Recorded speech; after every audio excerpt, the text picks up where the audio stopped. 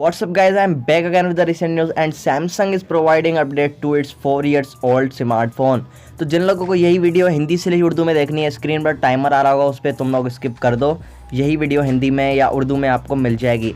So the Galaxy J3 2017 was released in July 2017 has started getting the April 2021 security update. The new software based on Android 9 Pie and has a firmware version include bug fixes and security improvements. Going by Samsung's announcement, the update includes more than 30 fixes from Google for vulnerabilities inside stock Android code and 23 fixes from Samsung. So the new update is available in Cambodia, Italy, Malaysia, Russia, Taiwan, Thailand. If you are among those loyal Samsung fans who are still rocking the J3 2017, you can check by navigating to settings, software update and tapping on download and install.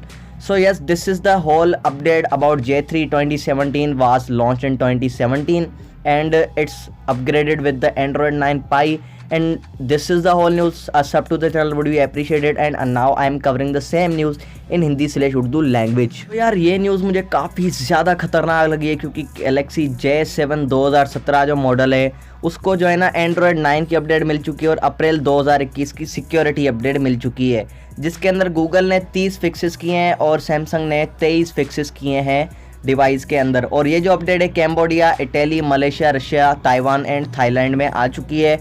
Aahista Aahista India, Pakistan and बाकी countries में भी आ जाएगी। तो यार channel को subscribe कर दो, इसी न्यूज़ में आपके लिए लाता रहता हूँ। और ये अपडेट करना बहुत ही सिंपल है, अपने फ़ोन की सेटिंग में जाओ, सॉफ्टवेयर अपडेट में जाओ और डाउनलोड करके इंस्टॉल कर दो। और आपको ये अपडेट मिली या नहीं नीचे मुझे कमेंट्स में ज़रूर बताना। मैं मिलता हूँ आपसे अगली वीडियो में, तब तक के लिए बाय बाय।